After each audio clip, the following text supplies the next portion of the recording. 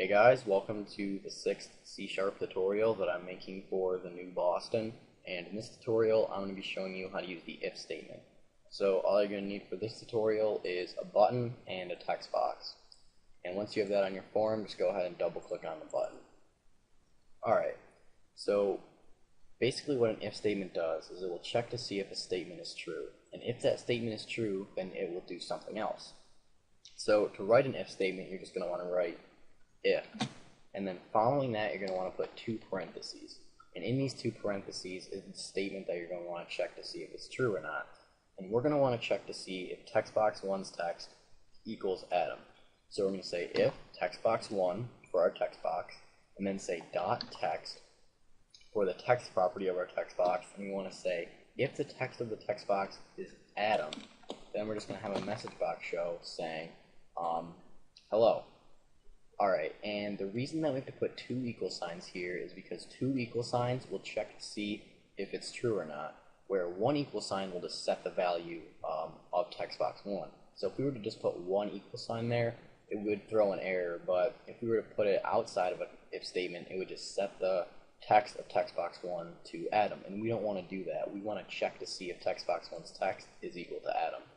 And then if it is, then we want to have a message box show. So following our if statement, we need to put two curly braces. And then inside of these curly braces is all the code that will be executed if this is true. So if text box 1's text equals Adam, then we're just going to have a message box show saying hello. Alright, so once again here, to write an if statement, you just need to type if, and then two parentheses following that. And then inside of these two parentheses is the statement that you want to write to see if it's true or not.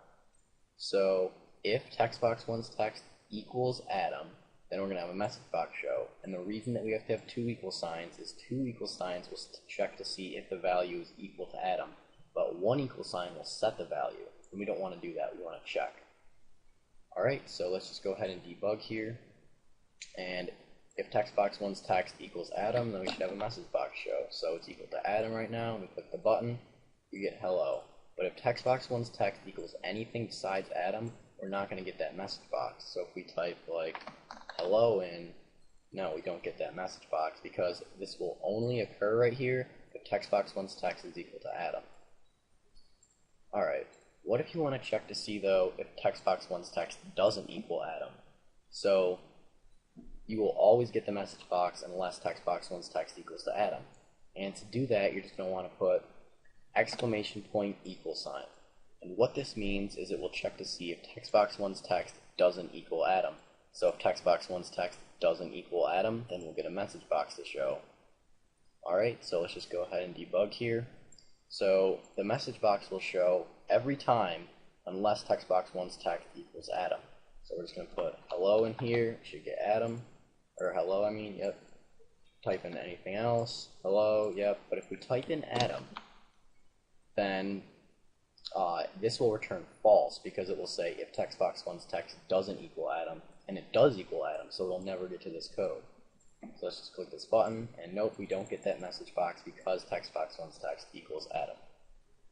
Alright, what if you want to check to see though if text box 1's text equals Bob? So, well, let's actually just change this back to equal to Adam. So you're going to want to say if text box's text equals Adam, then we'll have a message box show. And then you also want to check to see if text box 1's text equals Bob. So if text box 1's text equals Bob, then we want to have a message box show saying yo. So, alright, so we get yo right there. Alright. And we type in Bob now, and we should get a message box saying yo. Yep. But there's a better way to do this. So basically what it's going to do here is it's going to check to see if it's Adam. And if it was Adam, then it would get a message box saying hello. And then it would go down here and say if text box 1's text equals Bob. Well, if you have a whole bunch of if statements right here checking to see if there's like 300 or 400 people's names, then that's not very good because it has to go through each one of these if statements. But if you were to just type right here, else if, then what it's going to do is if text box 1's text equals Adam, then it's just going to skip over this because it can't be equal to Adam and Bob. It just can't do that. So if text box 1's text equals Adam, then it's just going to stop right there, and not ever get to this code. It will show the message box, but once it's done executing everything inside of here, it'll just stop and go right down to there and just skip after this else if statement. And you can have as many else ifs as you want. So if you wanted to have another else if saying else if text box one's text equals Joe, then we want to get a message box that says hi.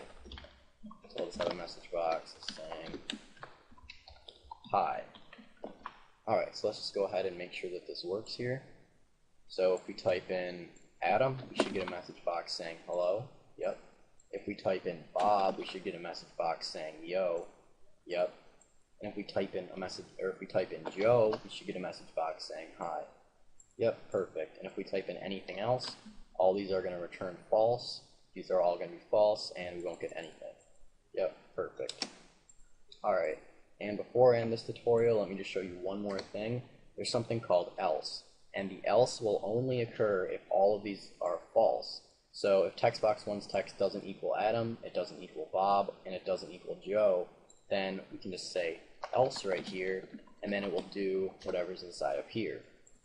So we'll just have a message box saying, sorry, your name isn't important. So sorry, your name isn't important.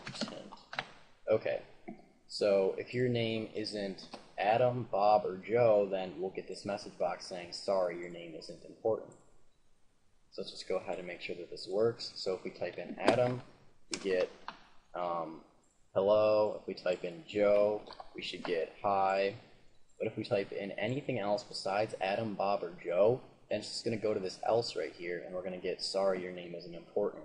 So if we type in like hello, then we're just going to get a message box saying sorry, your name isn't important. So basically what it does when text box one's text equals hello, it's going to check to see if it's Adam. No, it's not. So then it's going to go down to this else if. And then is it equal to Bob? Nope.